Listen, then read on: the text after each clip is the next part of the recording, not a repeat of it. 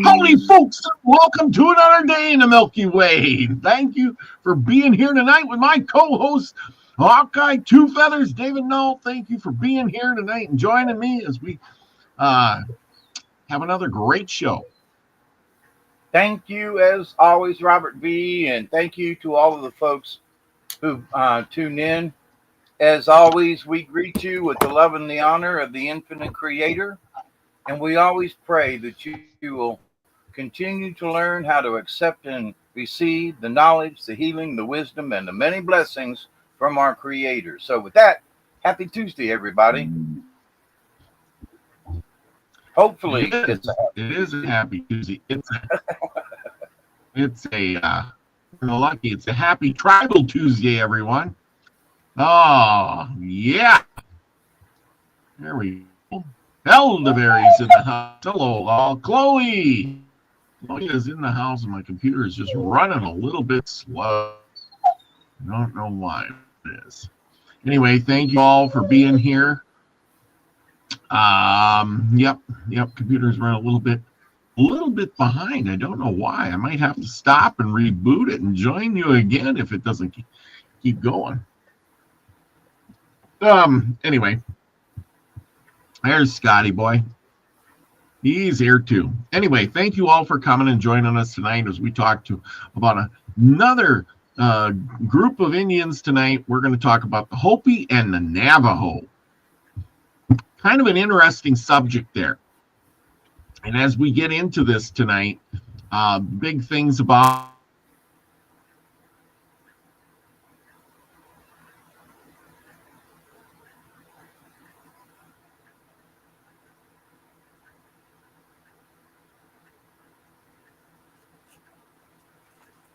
Robert just froze on the nose.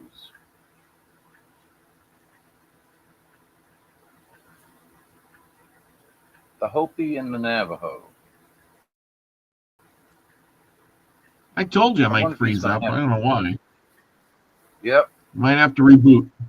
It's just running a little bit slow tonight or something. If it does it again, I'm going to reboot. It's Bob, right? Actually, it's Bob's cousin. But we haven't said, we haven't spoke to Bob in a while. So, hey, Bob, help us out. Anyway, Chloe says internet's wonky for her today too. Sorry everybody, but anyway,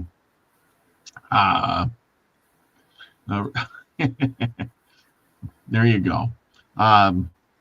Anyway, thank you all for being here, and we're just gonna keep right on going because nothing slows this show down.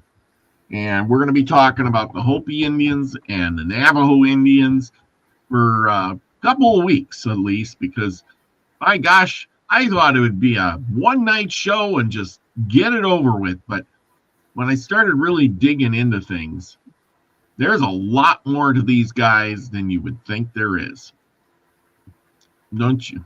So what do you know about the Navajo and the Hopi Indians? I know less about the Hopi, but I've had several friends of mine who were, through the powwow circuit that were Navajo, and they're an interesting peoples. Yep. Yes, they are. Very unique group there. The Hopi and the Navajo are very similar. They occupy basically the same territories. Navajo or Hopi Indians actually means, peaceful. I was looking it up today, and it's they were very peaceful Indians. Navajo not as much, but the Navajo weren't warring like the Apache were. The Apache were a more warring Indian. The Navajo were kind of in the middle, and the Hopi were probably at the other far side. The Navajo would defend versus attack so much. Yeah. They weren't quite drilled in the warring skills as the Apache were. But of course, the Apache lived more towards. Hang on with that statement, because 95% of all Navajo men have served in the armed forces, and most of them in the Marines, because they have That to is so prove true. their manhood and how fierce and how strong of a warrior though they are. So they might not be known to the outside public as being fierce warriors, but within the Navajo tribes, oh hell yeah. It was the Well, can Navajo you? code talkers in World War II I who was. I only was put people in places. So you do know your history. I have spoken, that he has since passed, but I have spoken with a code talker years ago, personally, Really? at the Marine base in Albany, Georgia. Yeah, it's been about 25 years ago. But yeah, I spoke with him Huh. personally. Wow. Yeah. Here's Navajo Code Talkers. You know, there's a day for it, and today is. It's not today. National Navajo Code Talkers Day. And can you tell me why they were special? Why Me? was it never? Yes, I'm asking these questions. I mean, I know the answer, but I mean, um, can you tell everybody Because why?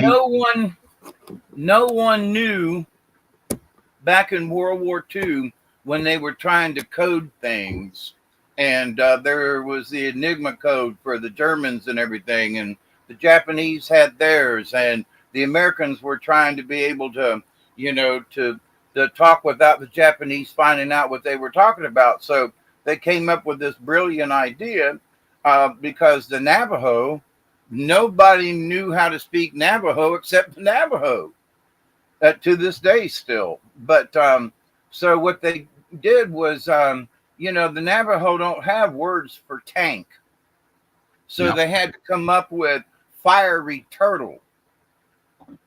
Yep. And they had to make up, the B-52 bomber, was a bird with four wings, meaning, how many engines it had. So they were very, very, very, even if you knew Navajo, you'd have to like, what the heck are they talking about? A Yep. turtle with what? So anyway, so but the reason they did that was nobody knew how to speak Navajo, and so they were able to go through the Pacific theater, and the Japanese never did break the code. Yep. Well, it's hard to break that code when you don't know the language. I mean, it's a whole language, and like so you hit almost everything on the dot. And their code was. I'm just going to read what they got here. Code was unbreakable, and it helped the Allies win many battles in the Pacific. The code was based on their language to communicate over radios and telephones. They worked in pairs on one on the front lines and one behind the lines. So you had to have one guy up front there radioing on and the one guy in the back, and so the two of them could talk back and forth. Wouldn't do you any good if you only had one guy talking. I guess that makes sense. They memorized words, translations, instead of using printed code, like you were saying. They used two types of code. And just like you were saying, one type used letters of the English alphabet, and the other two were directly translated English words into Navajo. They saved thousands of lives by doing it. And in 1982, President Ronald Reagan established August 14th as National Navajo Code Talkers Day. And in 2000, Congress passed a law that had awarded the first 29 code talkers a congressional gold medal. Believe it or not. Yeah, because they saved a bunch of soldiers in Iwo Jima and Guadalcanal, and in the Pacific theater. Oh man, because they were getting slaughtered. Everybody was in the hiding out in the caves. So any information that they could get back to the Marines on the ground or on the beaches or in the aircraft. So, but yeah, It was an amazing thing. And there's a movie called Wind Talkers, I think. Yep. And it has to do with, that the one gentleman, he was like, he was his bodyguard, basically. And if anything happened, he was supposed to kill him. He was supposed to shoot him if they would look like they were going to get captured. And so it's like, when that was asked about, they were like, none of them wanted to get captured, So that part of the story, well. Yeah. Yep. Lucky says Anastasia itself is Navajo, word meaning ancient enemies. The Hopi called them ancestral Puebloans because they were related to the Hopi. Yes. We're going to get into the Anastasia about that too. Maybe not tonight so good. But we're kind of going to scoot over a lot of things about them. And then next week, we're going to really dig deep into these things. Believe it or not, there's not a lot out there about the Navajo. We just, we talk about it, but all they want to talk about is the Hopi prophecies, and we'll get to that eventually. But just on a side note here, other Native American tribes, including the Cherokee and the Comanche, also served as code talkers in World War I and II, believe it or not. So there you go. Hopi prophecy. That's right, Scotty boy. Hopi prophecy. We're going to come to that, and then you're going to find out all kinds of stuff. Because the Hopi prophecies, there's a whole bunch of steps to it. I'm going to write them all down, but in the end, it talks about the ocean waters turning black and the man with the red hat coming. I wonder who the man that's going to save us all with the red hat would be. And no, it's not Donald Trump. He has to have black hair. So here's a Navajo house. Remember, they live in a desert area where you just take sticks and stuff and pile some dirt and mud over it. Try to blow this up as much as I can. And, remember, they live in that desert canyon area where there isn't much for wood. So you use the materials that you have, right? And this would have been their typical house. And I imagine to this day, they live in some very similar places because of, it's in the Grand Canyon area in Arizona. We probably don't realize how, New Mexico. If you look at this is a very big place to live. It's just enough to get out of the sun. You know what I mean? Yep. There you go. Not a whole lot there. As you can see the chimney. We've talked about these little dugout houses and how they're built of earth and wood. And here's your top of the house with a chimney in it. And, the smoke rises right there. They're known for their art. We've all seen their pictographs and their things, and they got the stone carvings on the walls, and we're going to get to them eventually. Not probably tonight, because that kind of goes into the more of the Hopi prophecy. And I really wanted to talk about the people themselves, the people, because we kind of skip over that. Don't you feel like that? That we skip over the Navajo people and we skip over the Hopi people and we go right to the prophecy. I want to know about the prophecy, right? That's what everybody says. We skip over all of the tribes if you really think about it. How many tribes have we discussed that some people don't even know existed? That is true, and that's you know, the more I do my research on this stuff, the more I realize that, you know,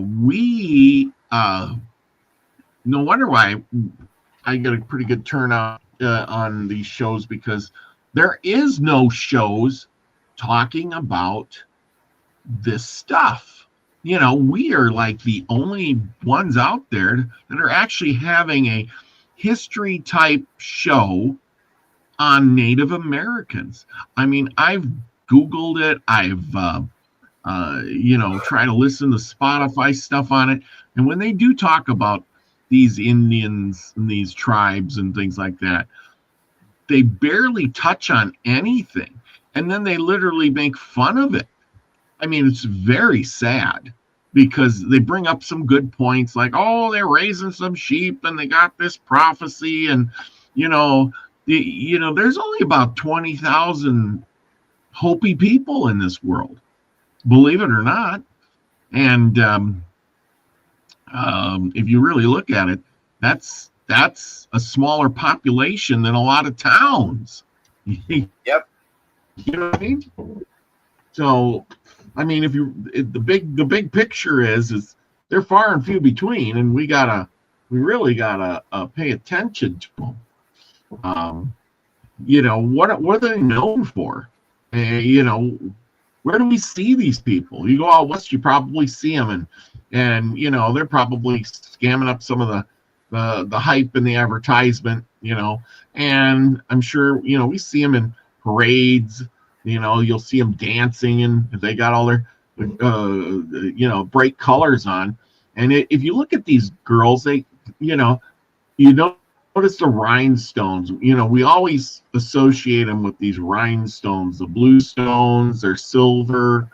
You know, where did they learn to make the silver? Where did they learn all these things? You know what I'm saying? Yeah, but those aren't rhinestones. It's a good question. And what are they? Oh crap. But it's out west a lot, but that's not rhinestones. It's not. Oh. No, come on, somebody, help me out. There's a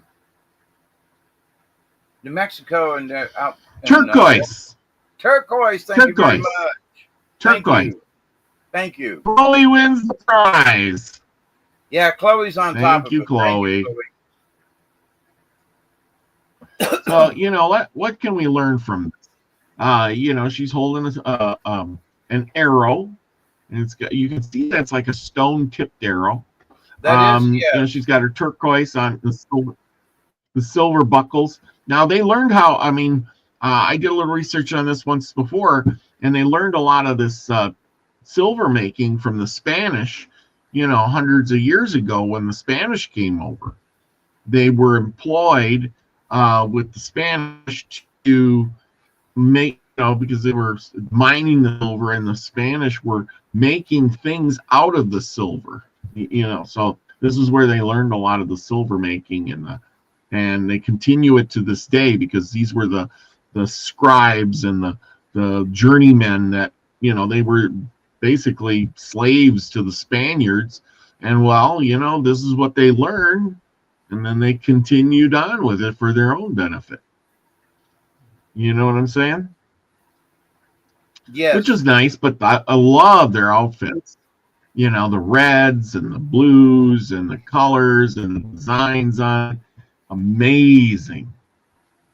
Very amazing. And that arrowhead is made out of obsidian, by the way. But oh, obsidian. Okay. Obsidian. Yeah. And to this day, I haven't been in touch with my Navajo friends in a couple of years, but his parents and his relatives out there still, they basically make their living making jewelry out of silver and oh man, I done forgot what Chloe said. Turquoise. Rhine's turquoise, yes. Turquoise. Kyle's in the house. There you go. Hey, Kyle. Thanks for joining us tonight. So anyway, let's see. Where am I going from here? Here's a native man. I don't know what he's got in his hand. Can you tell me what that is? I do not know. Navajo guy. You got to zoom in better. I can't see it. It's a toy. It's a toy? Yes. Okay. You see the crossbar that he's got his hands on? Yes. Okay. Now, that also looks like, you see the board on the bottom underneath the stick? Yep. Yeah. He's got his thumb on it at the end. I thought maybe it's like something to make fire with or something. Yes. You know. But you would lift up the crossbar there. See the string around it? You lift it up and it's sort of like a top. So it makes that it makes the round wheel spin, which gives it inertia, and but the board underneath it is, so you spin it back and forth. You go up and down, and it spins it one way till the string gets it, and then it goes back the other way. So the faster that you go up and down, it moves the stick. But yes, you were right. Fire starter. Interesting. But they were stupid. Fire starter. I'm sorry. Yeah. It's stupid. They were a drill, right? Them damn savages, they were just so stupid. Drill. 3-in-1 toy. Yes, definitely. Yeah. No, but it was a toy as well. I mean, because the kids could play with it, and so, but it was a toy. In fact, there are some toys out there today that emulate it, but nobody knows that it was to make a fire. I mean. Yeah. No, I totally agree. So there you go. A native man with his things. Okay, cool. Let's get back to here. Here's another native. He's all dressed. This is from early 1900s. He's wearing the moccasins. I'm going to blow it up a little more. Let's take a better look at him. Let's see what he's wearing on his chest here. Look at that symbol. It looks like a cross, but it's not. It's got 2 bars on it. And if you really hone in, he's got little crosses all over there. What do you make of that? The double cross. I used to know.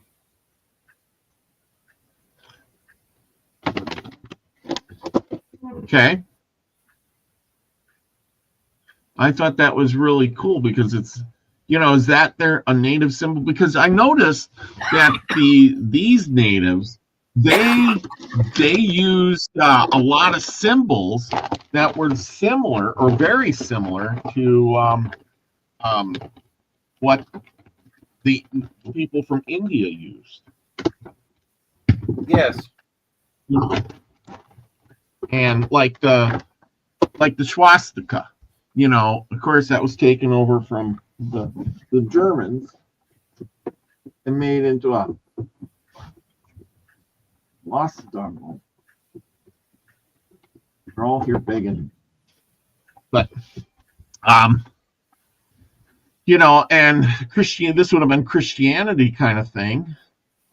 It would have been a Christianity guy. He's got his gun belt on and silver buckles and things like that. So yeah, just kind of interesting there. Here's some more natives, probably sitting under a tree. I think I like that. Great picture, people. Great picture. There's one tree in 100 miles, and they're sitting under it. Yes, they know where to be on a hot summer's day. Here's a native boy doing a dance, all decorated up. I love the beadwork. It's like the wampum, they had out east. it's all it takes forever to put those little small beads together. And back in the day, they wouldn't have had those beads. Now they would have been shells or bone or something, wouldn't they? Right. That's what I'm thinking. I think the bead thing is kind of newer. They still do, but they get the beads from foreigners. Believe it or not. Okay. I mean, glass beads and things and stuff. A lot of them still come from India. And China and places like that, and they're imported because they didn't have any way to drill through stone. Well, exactly. That's why that guy, the last guy we looked at with his toy or drill or fire starter or whatever, was quite interesting. Yeah, Now, I'm not saying that they couldn't drill through rock, but you had to have a harder rock to go through this, the softer rock. So, but shells, that's why the shells were so valuable, and that you could put a hole in it really easy and to make jewelry with, where, other stones, rocks, things like that were much tougher. Yeah. I know. I would love to find somebody who, did that or does that, and, so we could find out more. But I got to dig into the research on that. Because this kind of stuff, and when did they start using this kind of beadwork? Because you look at the older pictures. Hang on, I can give you a hint. Okay. At the turn of the century, back when Wild Bill Hickok and all them guys were doing their thing, and they were traveling around and showing, they went to Europe, remember? So they brought a lot of beads home with them, because you don't see many showing enough beadwork until after that point. So it was introduced. There was also this white woman who went to the Indians and said, listen, you have to preserve. Now, this is from the native folks. I've heard this, that, we want you to preserve your dances. And, and this one chief told me, he said, we only knew like 3 dances, and she made us come up with more. Because when people would come out for a powwow or something, they had to be able to entertain the guests. So it was all absolute after Wild Bill Hickok and them, them folks, it was all about the sales. It was all about the acting. It was all about the the show. And so, but it's not all fake. Okay. So people say, well, you mean they just, to the native folks, they go, well, we didn't really have that dance. And it's like, what? Yeah, we kind of sort of made it up. What? They're like, the jingle dance. And because back in the day, they didn't have bells and things and stuff like that. It was hard to get. So the jingle dance is like sort of morphed in, and it's real popular, and the jingle dancers, it's great. But but the jingle dance didn't necessarily originate 200 years ago. You know what I mean? I see. So, but anyway, some of the dances were basically,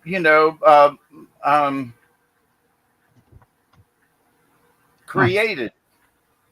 But they were created, like there's the eagle dance, there's the hoop dance, and I'm trying to think of another one. But anyway, the person who does it transforms into the bird in the dance. And so if you're really, truly doing what you're supposed to be doing, then during the dance, you become that which you're dancing for, or that you're trying to represent. Yeah, but that's the thing too is dance. The dances you make them up, and nobody knows if somebody made up a dance years before. For other things. Oh, we want to go hunting. We're going to make up an elk dance or a deer dance or whatever, snake dance. I guess. Imagine, right? Like these girls, they look like they're walking or dancing or something as they go. If you look down here, we're going to get down to their feet. If you look at their foot, look at the moccasin and then the pad underneath it. Did you see that? Can I blow it up enough? Do you see the pad under the foot? Wow. There's a pad there. A big pad. Yeah. We think they're standing on the ground, but she's got a pad under that moccasin to protect her foot from. I've not seen that before. Now, it could also be it could also be that it's just a different type of skin that's underneath. Because go back to the other way. Go the other way. Yeah, the other one's going. Yeah, see that? It's two-tone. So, but yeah, they would have padding, but I think that one picture of that one girl's foot, it might be, she might have had an issue. She might have had, blisters on her feet from dancing, You never know. Never know. Or, but then here we get with these older pictures. This guy has no beadwork. This guy here he has some necklaces and stuff, but he doesn't have them little beads. So, nor do these people. They got necklaces, but none of that beadwork. So that's interesting. Like I said, you can learn a lot from older pictures. You're right. This beadwork is newer stuff. Now that hasn't been around.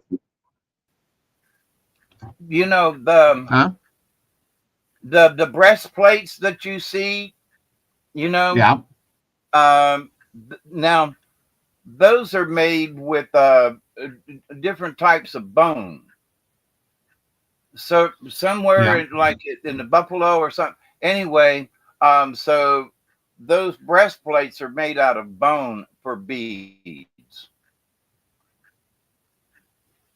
And so they used a lot of different types of small bones and things. In some of their in some of their older necklaces. Yes, I would imagine they're bone. Today it's all beads. Let's move on. With the donkey here they're riding it. They use a lot of donkeys and a lot of sheep and stuff. I got pictures of sheep, but when you're out in this rock area here, you get whatever. You can't support a big giant horse. Put it that way. Now here's a picture of some older dancers and their garb, and as you can see, they have their faces are covered and they got pelts and stuff. Their bodies are painted. They got beads and belts, the silver belts like we were talking about. I think this guy he's got pine branches on him or something. It's amazing what you can learn from just looking at the pictures of years ago. You know what I mean? Yep. Let's see what else, if we can get really close. I mean, look at their faces. They got little dot things for their eyes and a funky face mask and this furry thing, and so where did these people come from? Let's see. Here we can go down here. As you can see, there's the Aztecs, the Toltecs, the Southwest. This is where they kind of live in the Southwest, right here in Arizona, New Mexico area. And and we've talked about these other places, but if they were coming up, they probably would have been more related to the Aztec people, I would say. Here's the first American locations of major Indian groups and culture areas in the 1600s. So this whole area here would have been, here we got the Hopi, the Navajo, Chickasaw Apache. Like I said, the Apache lived in the same area. They kind of lived a little lower down by the Rio Grande. So when the Mexicans were coming, or not the Mexicans, I should say, the Spanish were coming up across and down the coast and taking over basically this whole area, because they came up through Mexico and conquered this whole Great Basin in California. And they took all this over from the Spanish, or the Indians, and this was all Spanish. As we talked about with the Apache had great fights with the Spanish, because that's where they became more warring, because they literally are right on the border there, and you would have to go right through their lands to get to California. And as you can see, there's the Mohave, the Jakarta, the Yuma, the Papago. Some of these names, Pinna, the Maricopas, the Western Apache, the Muscalero, Lipan Apache. You don't hear about these guys. The Jakarta Apache, the Navajo, the Pueblos, the Zunis. We've all heard of the Zunis. That was a bigger tribe. I mean, we don't put a lot of thought into these tribes, but like the Zunis, you hear about them. But we never really study much on them. We just kind of skip over them because everybody wants to talk about the Sioux, and they want to talk about the Apaches, and because we watch so many of those native Western movies. The Comanches are coming, hide everybody, But you never hear about, oh my gosh, the Zunis are coming. You got to hide, because it just didn't happen. Well, apparently, but I don't know. In the old westerns, because I'm an old western fanatic, they have talked about the Sakara and some of the others. I don't remember them saying the Zuni, but they had most of those in those old movies. I'm surprised that how accurate they were as far as naming the Indian tribes. In hindsight, I go, what? But anyway, yeah. So them old, especially the black and whites, if they're talking about the Indians are coming, they'll usually say what kind of Indian. Do you know why the old Westerns are more accurate? Because Hollywood actually employed Native Americans who fought in those wars, to be consultants on the show. I mean, in the movies, to make everything more accurate. Just like they employed Wyatt Earp to oversee some of the cowboy movies, and because he was there, he was in the, and they employed natives to say, hey, this is how it was. It wasn't like that. And I think we've lost that when we watch movies today, with especially the native movies or the Westerns and stuff. There's none left to depict what actually happened and how it happened, what they looked like.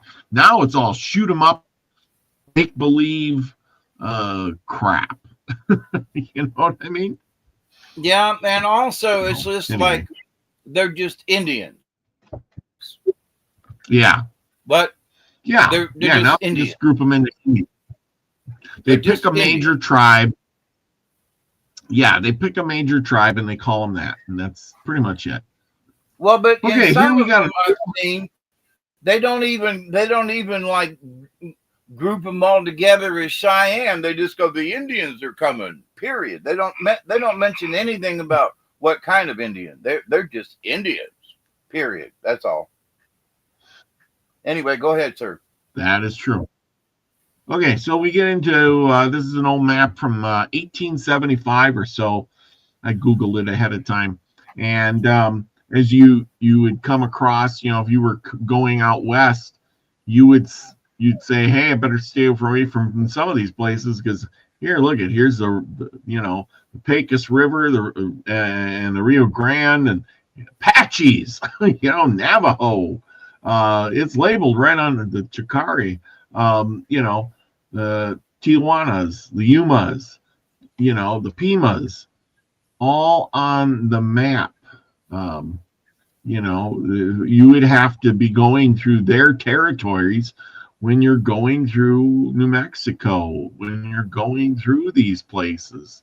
And this was kind of a, direct route to California, especially during the 1800s, 1848, 1849, when people were going out west for that gold is gold in California. We got to get there. And they had to go through the Sierra Madre mountains here because that's where the pass was, Donner Pass, now it's called, And you would have to go through all these territories. And when you did, you would upset the balance because it's their land. Yeah. You know what I mean? I've been to Donner's Pass, by the way. It's very interesting. All the trees are cut off at a certain height in that area where the cabins are. But when you leave Donner Pass, you come down the mountain if you're going east, and you literally come down the mountain. I mean, it's like right into Reno. So, but anyway. Okay, so now we are going to get to this. This is a kind of a modern day map of the reservations. And as you can see, the Hopi Reservation is right in the middle of all this. And we, Route 66 goes to, remember the song, Gallup, New Mexico, Flagstaff, Arizona. I don't know how to sing it all. But anyway, you'd be in New Mexico and you'd be going on Route 66.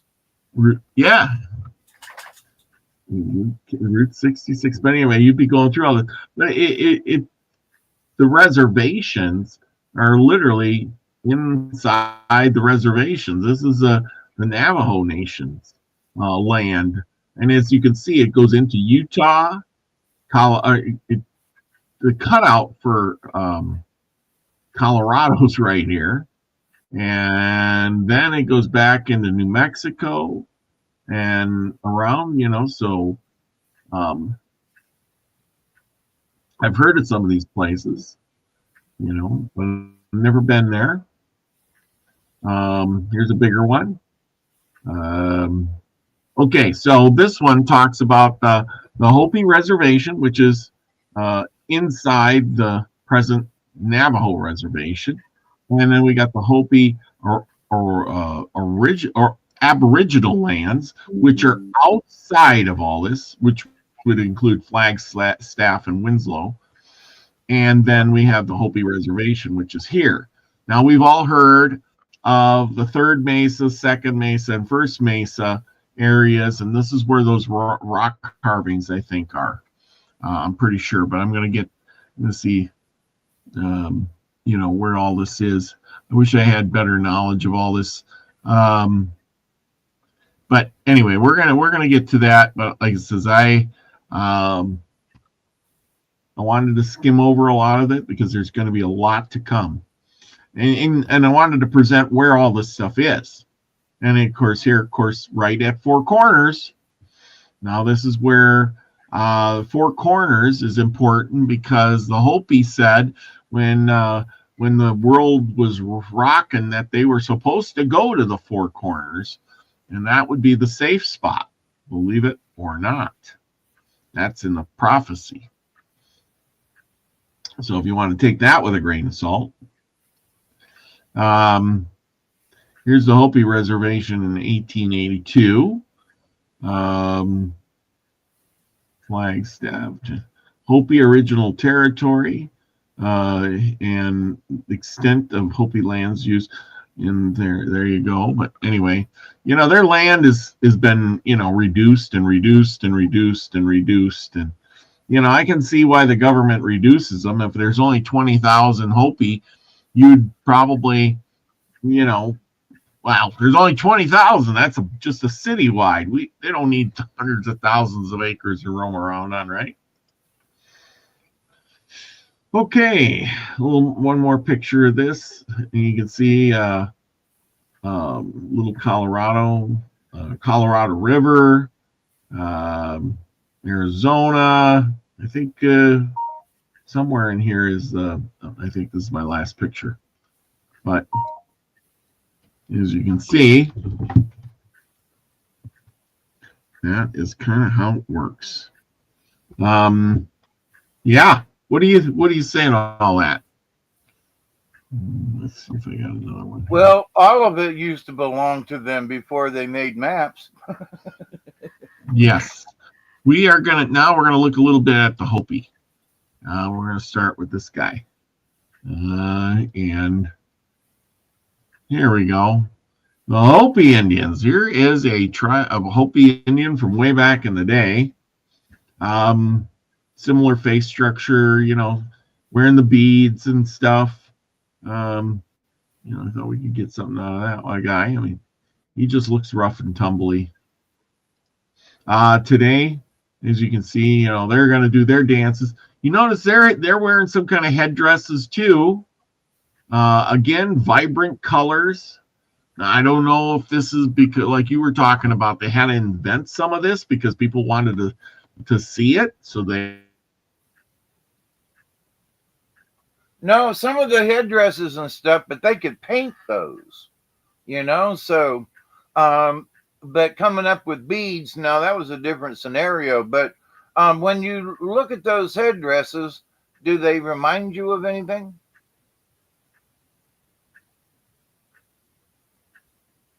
Or from somewhere? Helmets. Yeah, but think about the Aztec and some of them folks down. Yes, the Aztec. Yeah, so you would say, well, so where'd they get the idea? Right? Well, so these folks, they traveled between the tribes and through the different nations. And so I don't know who had the helmets first, but, the Aztecs had them big time, and those South American cultures, So the fact that only the Hopi basically have those kinds of headdresses is just sort of interesting. Well, yeah, it is interesting, and we're going to get into that a little more later. But like I said, I wanted to bring a lot of this stuff out. But yeah, I thought the different culture stuff. I love the colors, like you said. The beads are newer, and you zoom into I'd like that to for a minute. Zoom into that last one. Yeah. Zoom in. Okay. Hang on. To the left. Zoom to the, yeah. All right, down. To the left some more. All right, okay, stop right there. Yeah. What's missing? What do you mean, what's missing? He's got bells on his feet or his legs. Yeah, but zoom back out now. Now that I've zoomed in a little bit, what's missing? Oh, 3, 2, 1. Feathers. He's got no feathers. Oh yeah, no feathers. Feathers. Yes. No feathers. I mean, why? Because there ain't any birds down there, But this guy way in the back. Wait a minute. The guy in the background here, he's got a bunch of feathers. Everybody should have feathers. Is my point. Oh yeah. Everybody would have had feathers on them. Look at all the other tribes we've looked at. But you see how many people there. Yeah, there's somebody with feathers, but it's not very common. Good point. I love your observation. And also, they have a rattle. You see that? Yep. The men are carrying the rattle. And the tribes north of there, those rattles are made from gourds kind of thing. And so, and many of the rattles are still made that way to this day. But folks north of there, they had rattles, but they made them out of turtle shells, and they made them out of different things. And they didn't necessarily, as far as I remember, seeing many gourd rattles. Oh, yeah. They did, but not as many. Yeah, I agree. Very interesting. Okay, but these guys, they got feathers on. So, so this is the next dance, guys. The Hopi that I found, they got little bows and bells, lots of feathers. They're wearing kind of a mask kind of deal on their face, painted faces, feathers on their feet. I don't know what dance this is. Maybe this is some kind of eagle dance. I would imagine some sort. No. Okay. But very interesting. I mean, they all have feathers. Oh, there you go. What else we got? So now we go way back when. Now these guys I remember the caption was they were out hunting snakes. They're out hunting snakes. But tell you what, not like the guys nowadays. I wouldn't be caught out hunting snakes with nothing on my legs in case a snake wanted to bite me. What do they think? They're just going to walk up and grab one? Oh my gosh. Hit it with a stick and grab the snake. Sheepherders. No, if you know how to use that stick, you put that stick over the snake to hold his head down. Oh yeah, you could. No, you do. Because I've caught a bunch of snakes that way. And them old timers like that, they had a stick so they could pin the snake to the ground. So, but yeah. Huh. Okay. Cool. And then we got sheep. They're known for sheep. Sheep. So there you go. Lots of open fields, very little grass.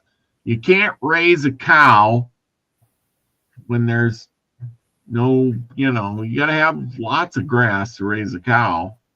So you raise something smaller. And sheep will eat pretty much anything. They'll eat that grass right down to the ground. Now, Lucky says Wampanoags do not wear feathers. They wear porcupine quills, though. Huh, interesting. Yeah. And do you notice anything about the sheep? These are all same breed? I don't know. They're all white. Small breed of. Which tells me that they were domesticated before the Indians got them. Oh yeah. Those sheep came over from Scotland or somewhere, versus they're not longhorn sheep or something like that. So I just wanted to point that out.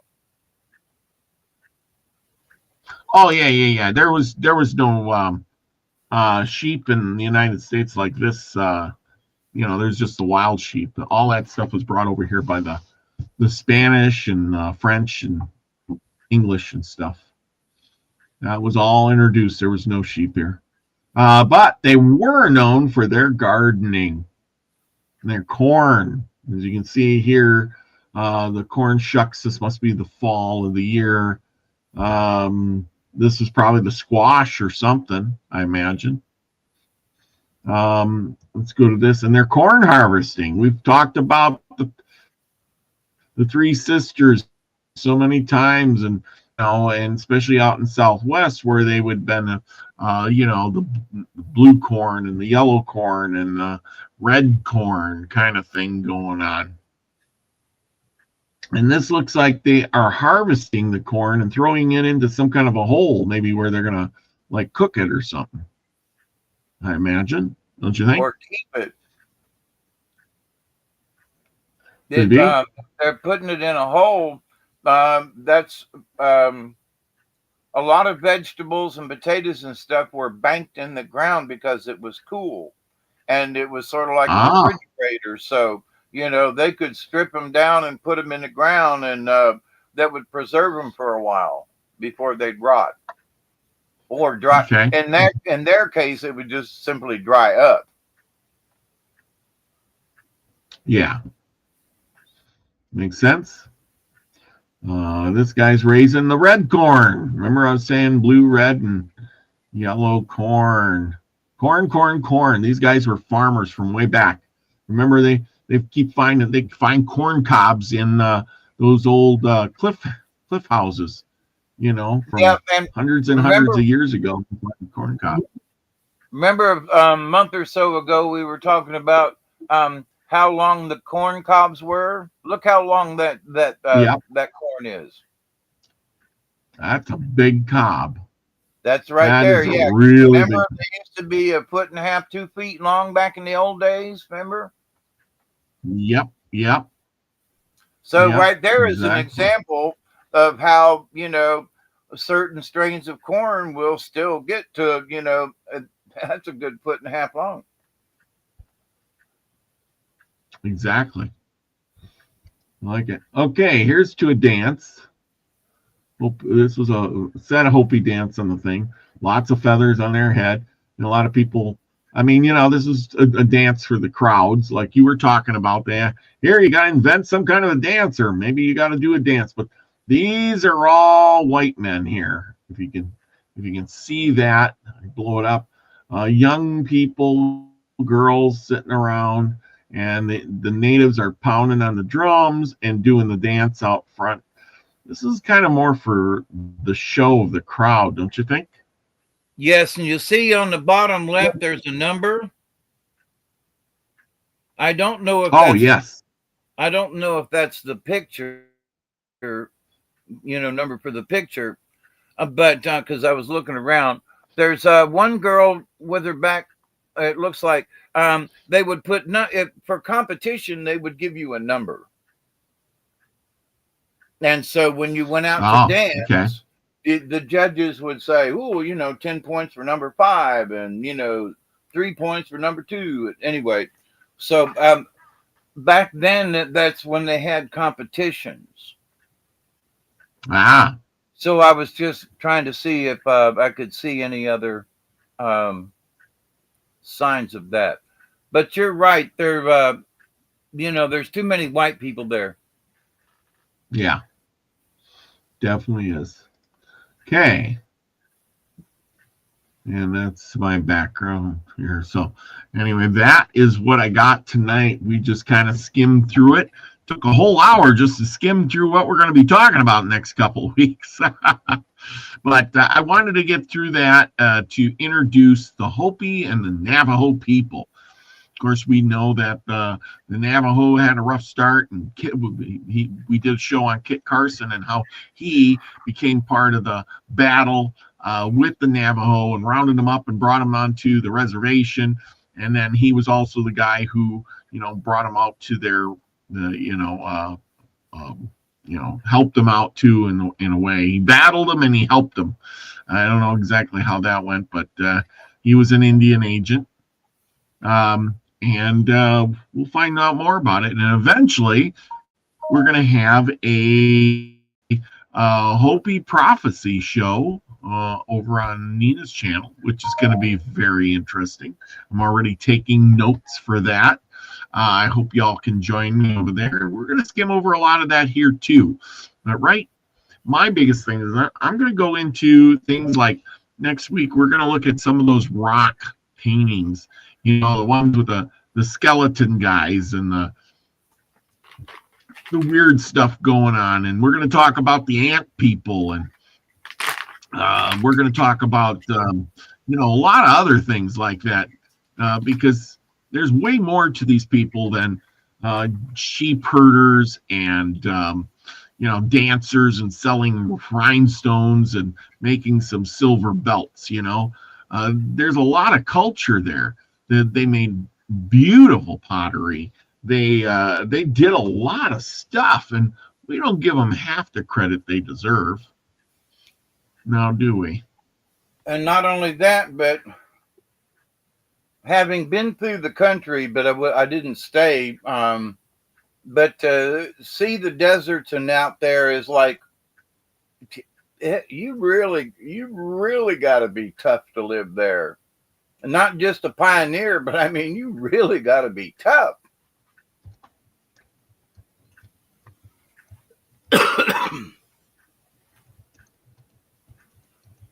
I mean, you know, out in the East, you can go about anywhere to find firewood.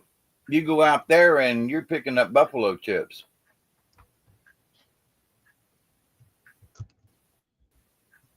Yes, that is true.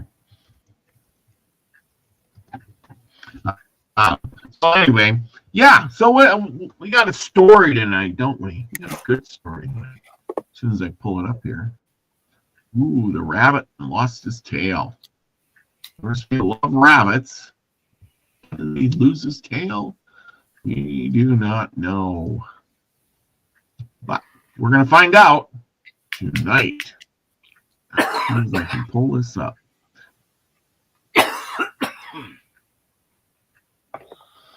And this.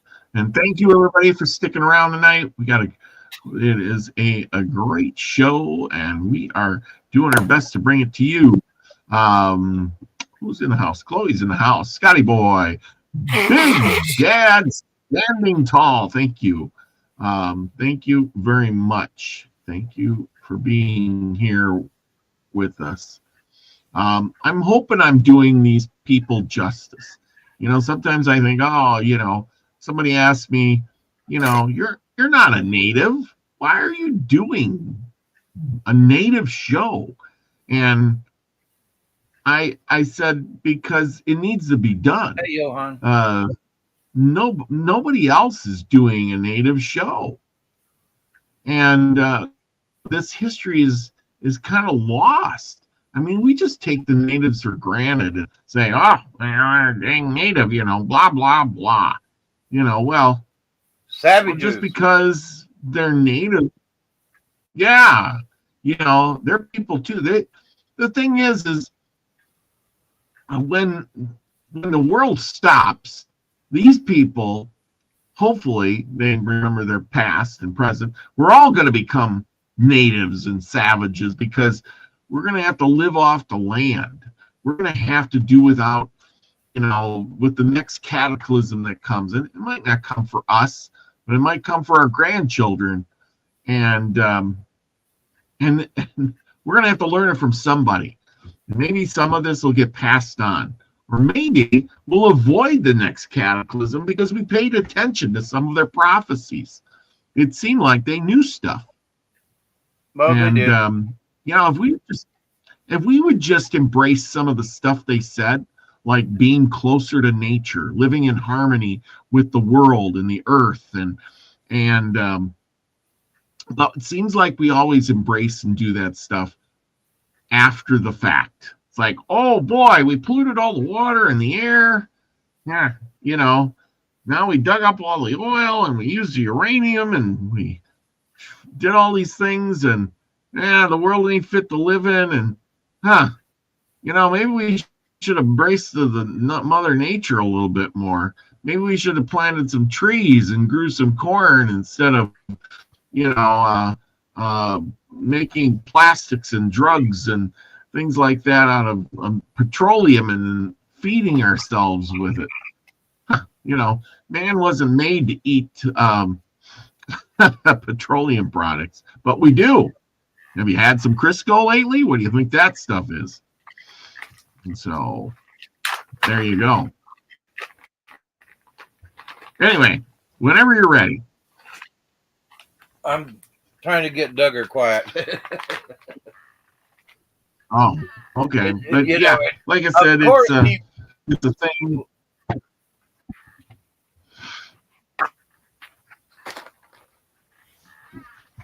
So, like I said, I don't know.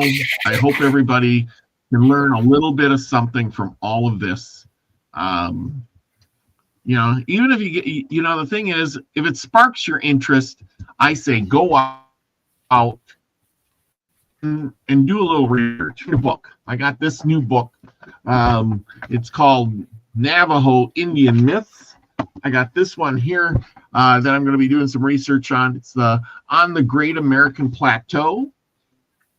And I have The People of the Desert, which I'm going to be reading and studying from. Plus, I got a ton of other books. But I try not to get all of my information from YouTube. It's relative. The thing is YouTube information and Spotify and all these places, Google it and Chat GPT, sometimes they don't have all the good stuff. I can, from these old books that were printed 100 years ago or more, sometimes have some really good information. So there you go. Not sometimes, but they do, because they do. 100. The storytellers change over 100 years, which means the stories change. And well, exactly, like this book you're reading from. Yep. I mean, this is my segue into the story. Okay. So, so I like to read these old stories versus a retelling of the old stories, because to me it's more authentic. Now, this particular book that we're reading from now is Glooskap's Country and Other Indian Tales by Cyrus McMillan, 1922. Now, I can tell by the way it's written. I can tell because of other stories that I have read from other tribes. There are a lot of white men's words in here. Okay, I don't know how else to put it. A lot of white men's words in here where Native folks didn't necessarily speak this way. But that's still very basic and without being too flowery. So tonight's show, our story for tonight is how Rabbit lost his tail. And a lot of you are thinking, wait a minute, he's got a tail. Just wait. So again, it's from the book Glooskap's Country and Other Indian Tales by Cyrus McMillan, 1922. When Glooskap first created the animals in Canada, he took good care that they should all be friendly to himself and to his people. They could all talk like men. And like them, they had one common speech. Each had a special duty to do for Glooskap, and each did his best to help him in his work. Of all the animals, the gentlest and most faithful was Bunny the rabbit. Now, in those first days of his life, Rabbit was a very beautiful animal, more beautiful than he is today. He had a very long, bushy tail, like a fox. He always wore a thick brown coat. His body was large and round and sleek. His legs were straight and strong. He walked and ran like other animals and did not hop and jump about as he does now. He was always very polite and kind of heart. Because of his beauty and his good qualities, Glooskap chose him as his forest guide, his scout of the woods. He gave him power that enabled him to know well all the land so that he could lead people and all the other animals wherever they wished. wherever they wished to go without losing their way. One day in the springtime, it chanced that Rabbit sat on a log in the forest, his long bushy tail trailing far behind him. He had just come back from a long scouting tour, and he was very tired. As he sat resting in the sun, an Indian came along. The Indian was weary and stained with much travel, and he looked like a wayfarer who had come from far. He threw himself on the ground close to the log on which Rabbit sat and began to weep bitterly. Rabbit, with his usual kindness, asked, "Why do you weep?" And the man answered, "I have lost my way in the forest. I am on my way to marry this afternoon a beautiful girl whom her father pledged to me long ago. She is loved by a wicked forest fairy, and I have heard that perhaps she loves him. And I know that if I am late, she will refuse to wait for me, and that she will marry him instead." But Rabbit said, "Have no fear. I am Rabbit, Glooskap's forest guide. I will show you the way and bring you to the wedding in good time." The man was comforted, and his spirits rose, and they talked some time together and became good friends. When the man had somewhat got back his strength, they began their journey to the wedding. But Rabbit, being nimble-footed, ran fast, and as soon was so far in advance of his companion that he was lost to view. The man followed slowly, catching here and there through the green trees a glimpse of his guide's brown coat. As he stumbled along, thinking of his troubles, he fell into a deep pit that lay close to the forest path. He was too weak to climb out, and he called loudly for help. Rabbit soon missed his follower, but he heard the man's yells, and turning about, he ran back to the pit. "Have no fear," said Rabbit as he looked over the edge. "I will get you out without mishap." Then, turning his back to the pit, he let his long bushy tail hang to the bottom. "Catch hold of my tail," he ordered. "Hold on tight and I will pull you out." The man did as he was told. Rabbit sprang forward, but as he jumped, the weight of the man, who was very heavy, was more than he could bear, and poor Rabbit's tail broke off within an inch of the root. The man fell back into the pit with a thud, holding in his hand poor Rabbit's tail. But Rabbit, in all his work as a guide, had never known defeat, and he determined not to know it now. Holding to a strong tree with his front feet, he put his hind legs into the pit and said to the man, "Take hold of my legs and hang on tight." The man did as he was told. Then Rabbit pulled, then pulled, then pulled, until his hind legs stretched, and he feared that they too would break off. But although the weight on them was great, he finally pulled the man out after great difficulty. He found to his dismay that his hind legs had lengthened greatly because of their heavy load. He was no longer able to walk straight, but he had to hop along with his strange jumping gait.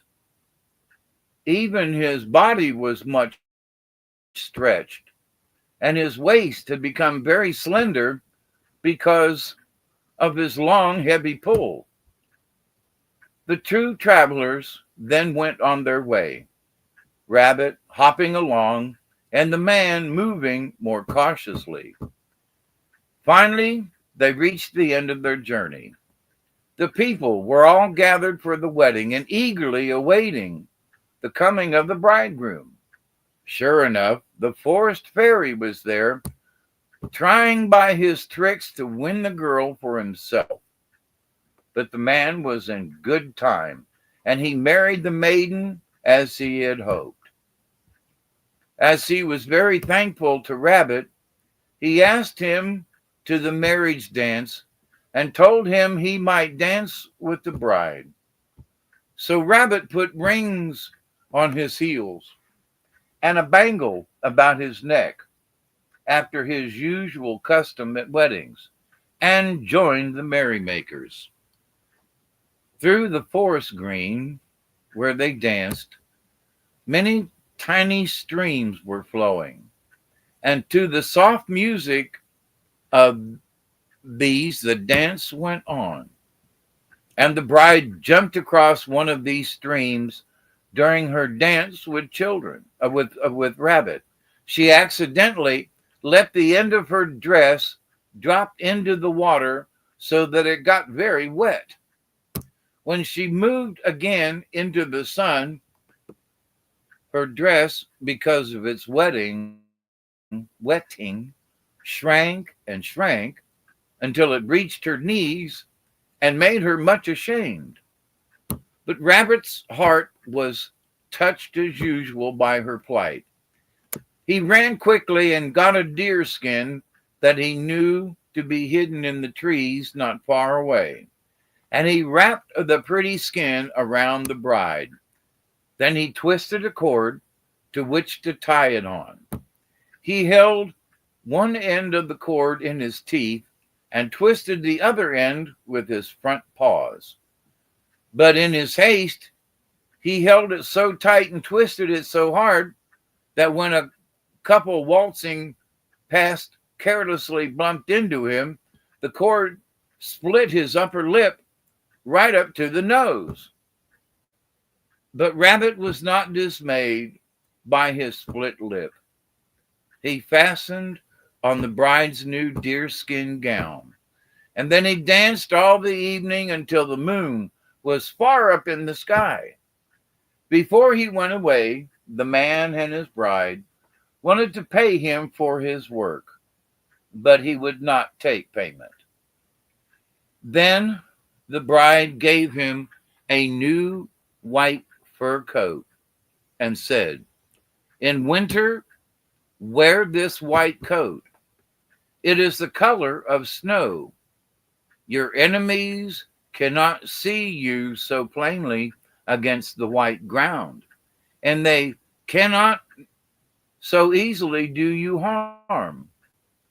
But in the summer, wear your old brown coat, the color of the leaves and grass." And Rabbit gratefully took the coat and went his way. He lingered many days in the new country, for he was ashamed to go back to his own people with his changed appearance. His lip was split, his tail was gone, and his hind legs were stretched and crooked.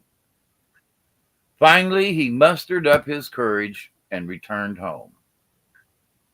His old friends wondered much at his changed looks, and some of them were cruel enough to laugh at him. But Rabbit deceived them all. When they asked him where he had been so long, he answered, "I guided a man to a far-off land, which you have never seen and of which you have never heard." Then he told them many strange tales of its beauty and its good people. "How did you lose your fine tail?" they asked. And he answered, "In the land to which I have been, the animals wear no tails. It is an aristocratic country, and wishing to be in the fashion, I cut mine off. And why is your waist so slender? They asked him.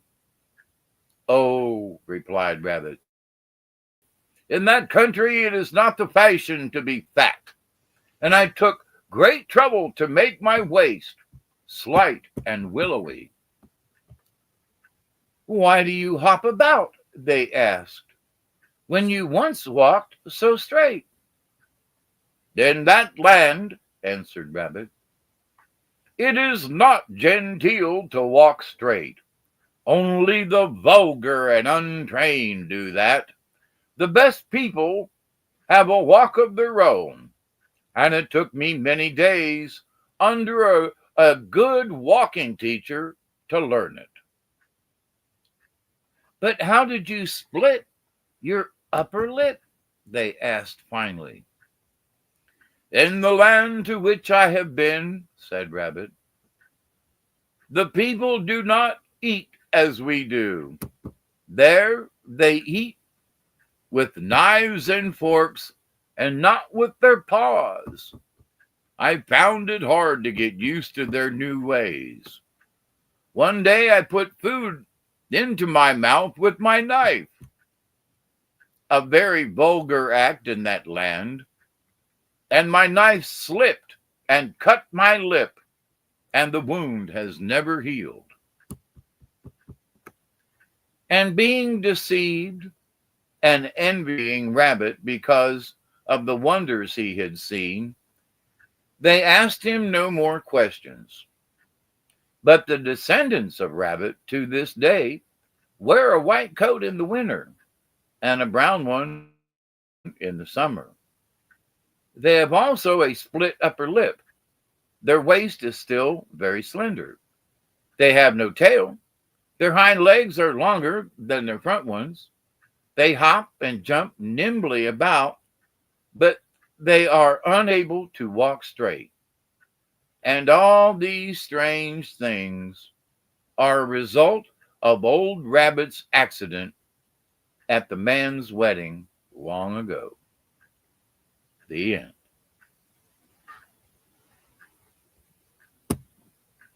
Not a bad story. There was no killing, no beheadings.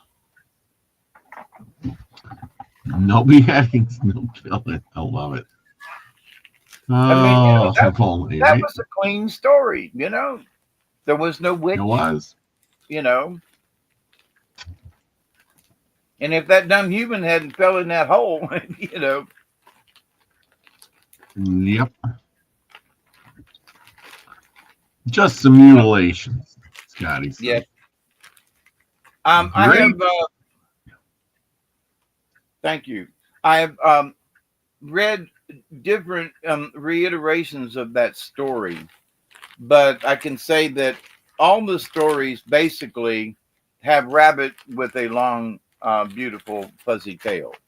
So, but how the story goes beyond that, and this, because how he lost his tail has nothing to do with this split lip, you know, as far as some of these other stories.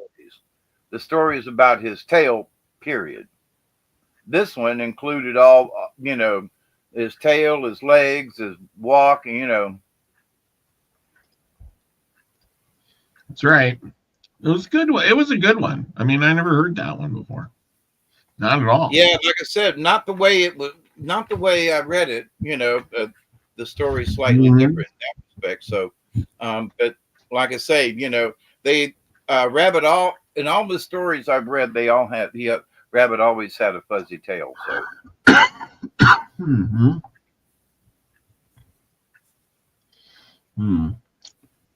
Cool. Now we got some cards. Sure.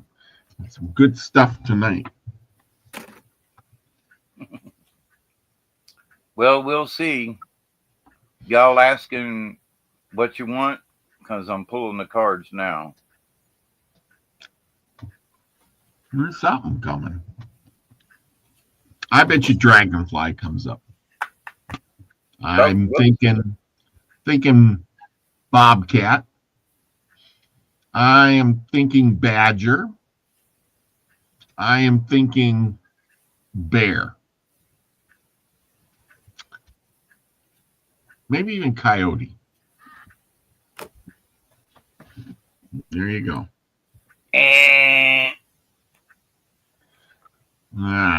got wolf, but above. not coyote. Yeah, still. So we do have a canine in the group. Oh, there and you go. what did you say, badger? Yeah. Yep, there's badger. But we've got bat and wolf. Okay, got and wolf. Elk upside down.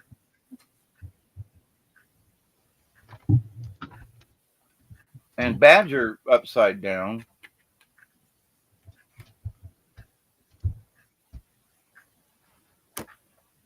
Bigfoot. And raven right side up.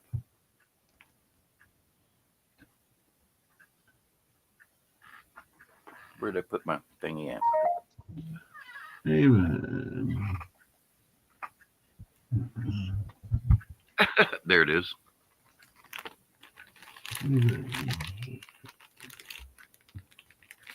That's it? Yep.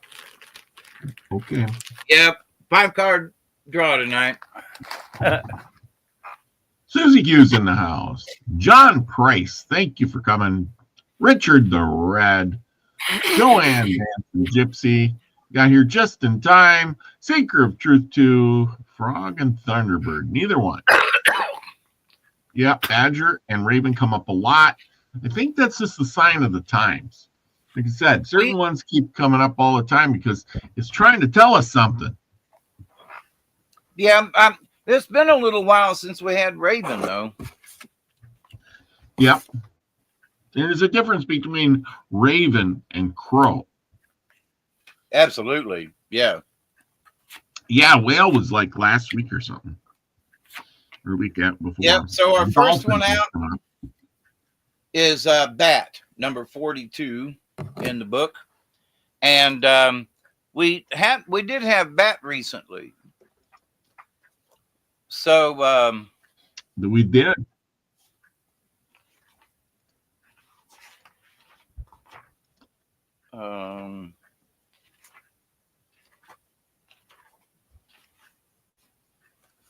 Yep, here we go.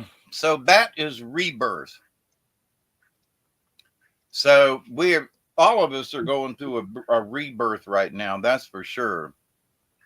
The bat is akin to the ancient Buddhist belief in reincarnation. So bat is the symbol of rebirth. The bat has for centuries been a treasured medicine of the Aztec, the Toltec, the Tolucan, and the Mayan peoples. Basic idea of ancient initiations was to break down all the formal notions of self. So if you do the rebirth the way the ancients did it, you basically had to just literally strip yourself down of anything, in the physical realm or in the mental realm. You just had to strip yourself down so that you could accept and be reborn.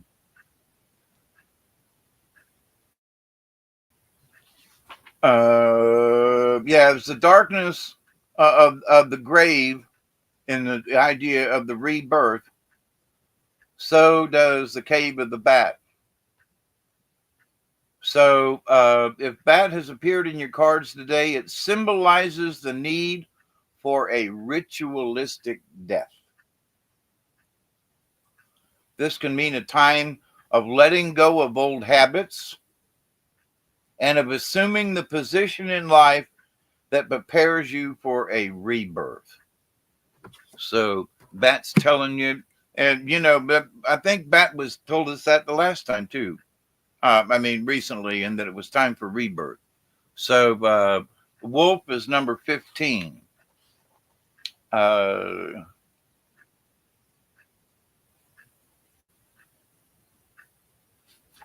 Wolf is the teacher, and it's right side up.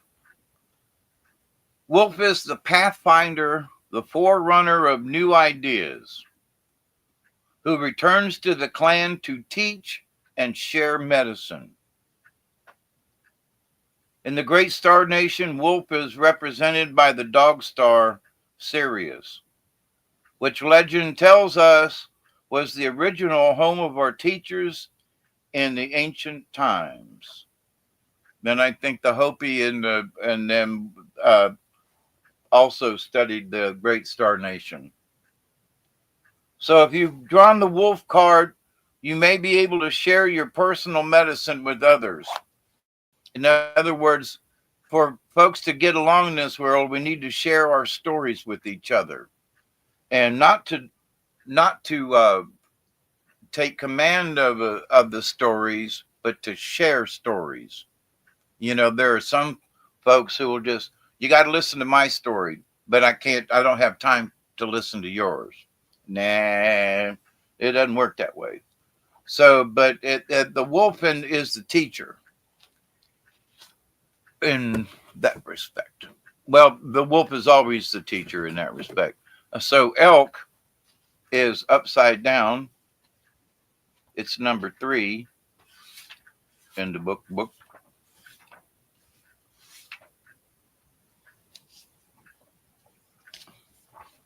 It's been a while since we've had elk, at least a couple of months.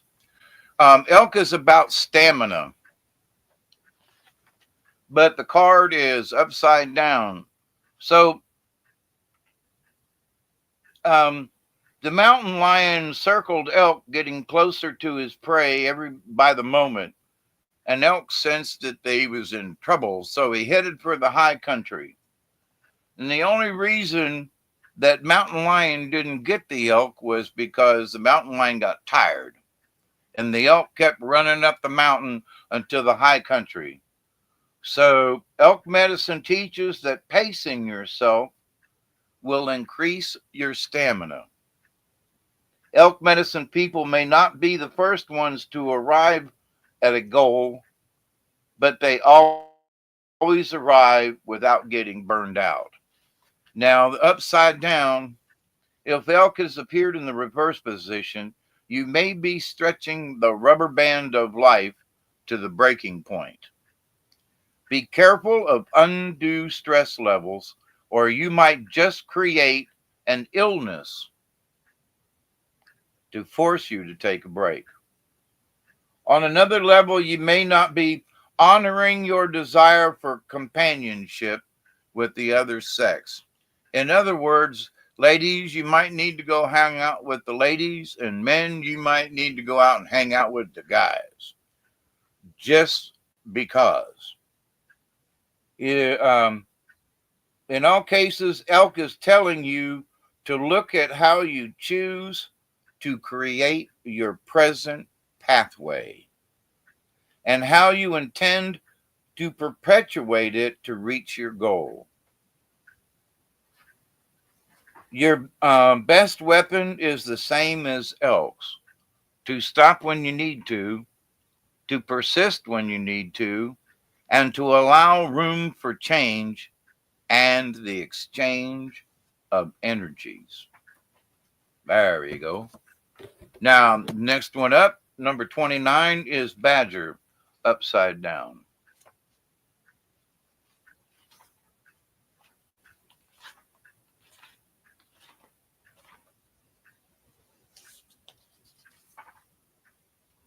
Now, Badger is all about aggressiveness, but Badger is also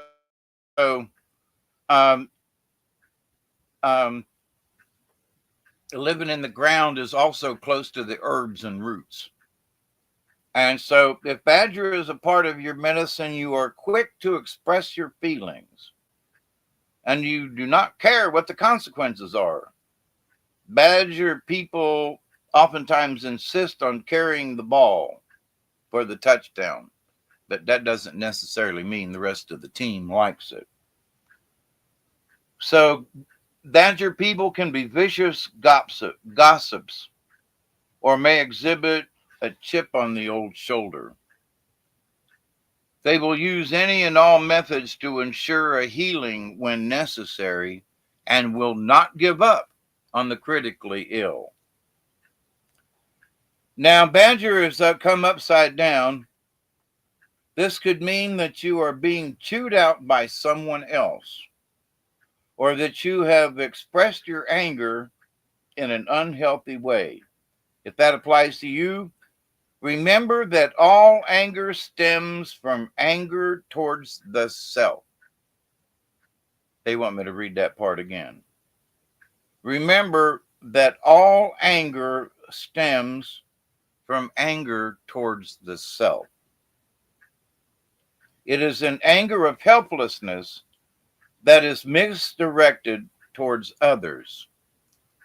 So make sure that, you've got to have that rebirth to allow more energies and people to come into your life. And Wolf is telling you to share life stories with others and be the teacher. Elk is saying, learn how to conserve your stamina for different times. And here is Badger saying that maybe you're mad at yourself and taking it out on others. Seriously. In the reverse, Badger teaches you the pitfalls of shyness and insecurity, as well of misused or vicious aggressiveness. In other words, you just turn and just chop somebody's head off. We got to be careful of that. In another context, a contrary Badger could be calling you to use herbs and roots to heal your body and your mind. Badger reverse may also be putting you on notice to be aware of those areas of your life that need the input of someone else's aggressiveness. Mm-hmm. Now, the last one up is Raven, number 16. Where am I? Raven's right side up. Raven is magic. Raven has carried the medicine of magic throughout time. This has been true in many cultures across the planet. It is sacred in the medicine ways to honor Raven as the bringer of magic. If the magic is bad medicine, the carrier will be honored out of fear rather than out of respect. Raven magic is a powerful medicine that can give you the courage to enter the darkness of the void, which is the home of all that is not yet in form. The void is called the Great Mystery. Great Mystery existed before all other things came into being. Great Spirit lives inside the void and emerged from the Great Mystery. Raven is the messenger of the void. So if Raven has appeared in your spread, you are about to experience a change in consciousness. So here you are, you're going to have to build up your stamina. You're going to have to be with folks to learn. You got to learn and to teach. You're going to have to go through a rebirth.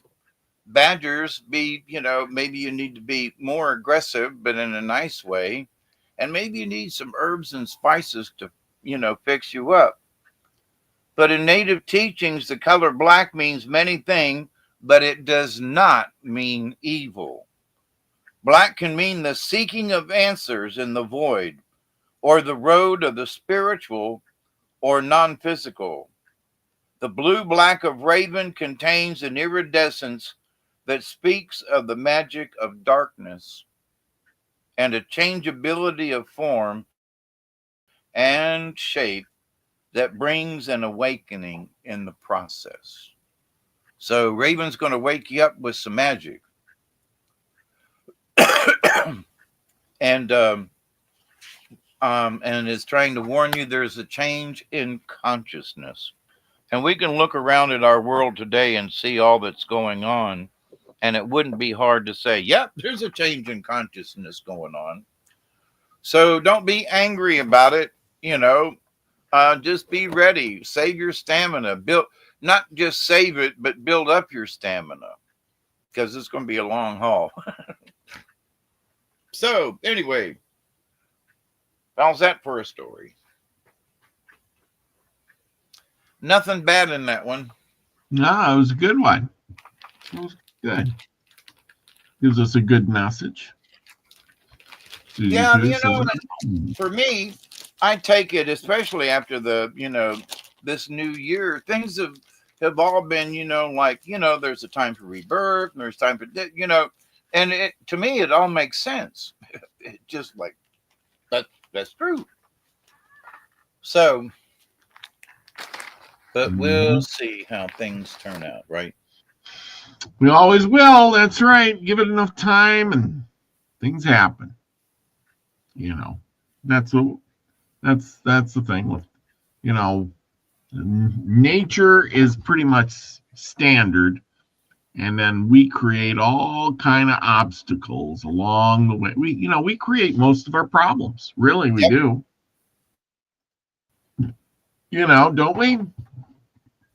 I mean, a lot of them, yeah. It's really kind of what it boils down to. I mean, it's like people are, they were talking about plastics being in the rainwater and all these chemicals. Don't drink the rainwater because all the chemicals in the air come down in the rainwater. Filter it first. It's like, so we're ruining the rainwater now, and we're ruining everything. Plastics and everything now. And if you burn the plastics, you're letting all the chemicals out. So what do you do with the plastic? You can't get rid of it. It doesn't break down. We're using it, and the microfibers are flaking off things. We're killing ourselves. And someday we'll ban all that stuff, and they'll go back to something else, and then they'll say, we have a shortage of that. Oh, boy, that's how it always is. Since we have, RFK Jr. in, which a lot of people are mad about still. But let me tell you, I learned, got to be 30 years ago, about fluorides in the water. And the fact that we were being with too much fluoride. And people say, oh, no, you got to have it for your teeth. Well, I use fluoride, and I don't have any teeth. So much for that, right? So now all of a sudden there are city municipalities, I think it's in Colorado, where they have decided no more fluoride in city water, period. Yeah. And the thing is they're not saying that it's bad for you, but it is. Because that's what the Nazis used on some of the folks in the concentration camps to keep them from they gave them fluorides to keep them nice and docile and quiet and not getting up and raising a fuss. So it's like, ooh, look at how docile the Americans have become, and plus how many diseases have been passed along because of too much fluoride. This is true. True. But that's just one. Yeah, that's just one chemical. Right. Think how many else are out there. Yeah, so don't listen to these people who say, "Oh no, we gotta have it in our what?" No, we don't. No, we don't. No, we don't. No, we don't. That's one of those lies. They started in the 50s because after World War II, and they'd had all them Nazis around, Project Paperclip, they were like, we learned something. If you put fluoride in the water, what? Yep. So. Oh, it's always something. Like I said, we'll learn, and hopefully we'll learn something from the natives, and it doesn't get us too late, and or is it too? Are we too far gone already? I don't know. I really don't know. I don't think so, because there have been people who've been talking about a tipping point for the last 30 years. Yeah. And we still ain't hit the tipping point. And all this, climate change. Of course there's climate change. It would be boring if there wasn't climate change. We're going to have a sunny day tomorrow, but the next day it's going to rain. Ooh, climate change, So, but this idea that, when you look at the overall history of the world, we're in a really calm area, and the world is not fixing to come to an end anytime soon unless somebody comes from out of somewhere and blows us up. Yeah. Calm down, people. That's right. So nothing to worry about. Everybody go back to sleep. But anyway, you going to have a show tonight? Maybe. All right. Maybe. Okay, people, tune in. And get ready. Go get yourself a cup of coffee. Let Duggar out and back in, and maybe you'll have a show. And I want to thank everybody that tuned in tonight. Scotty Boy, Richard the Red, Joanne Dance, Gypsy, Susie Q, Chloe. Who did I miss? I missed some people, I'm sure. Anyway, Secret Truth 2. A lot of people out there listening. Let's see. Dances with Daughters. Thank you for joining us tonight. Lucky Stone. Let's see. Elderberry.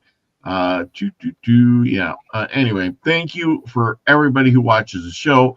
Great show tonight where John Price was in the house. Good deal. Let's see. Anyway, thank you everyone for joining us tonight. Remember, spread the channel, give it a thumbs up. If you were watching, you like the story, give me a thumbs up here. I'm trying to do some shorts with all this stuff. Got to make the channel, got to get it popular. That's my go-to. And we're trying to do as good as we can without paying some bot to say, oh, you got 1,000 subscribers. I want 1,000 real subscribers. I want 1,000 people who really watch my show and actually get something out of it, because that's my goal, is to spread the knowledge that I have. I don't read all these books for nothing. You know what I mean? Yep, and that's the wolf in you. Yeah, exactly. I'm the teacher. Yeah. And it seems like my head is so full of knowledge, and it's like I want to spread some of it out. I'm curious of what's out there. I'm curious of our history, our future, our past, our present. And the only way to figure it out is to read, understand, talk to people, ask questions. Somewhere the truth is in the middle there. And you got to pick and choose. No book out there has all the truths in it. You have to, keep going. You have to read a bunch of them and then figure out where it, go get somewhere in the middle. So, yep. That's right, Scotty boy. I'm getting up there. I'm over 1,000 now, and it's going, and that's where I want to be. It's my goal to spread the knowledge, and the only way to do it is to have those subscribers out there that are giving me thumbs up, and that tells YouTube. And we put on a heck of a good show, don't we? It's the best out. It's the only one out there. That's the way I put it. It's the only one that we come on every week and talk about Native Americans in a good light. Good light. Anyway, with that, everybody, go out, do something nice for somebody. It make you feel good. Remember, pass it on. The karma is great, and you'll feel good about it. hey, spring is coming, and there's no better way than spread love and joy, peace and happiness by being the frequency you want to receive, everybody. Love you all. Peace, everybody. Cheers. Be safe.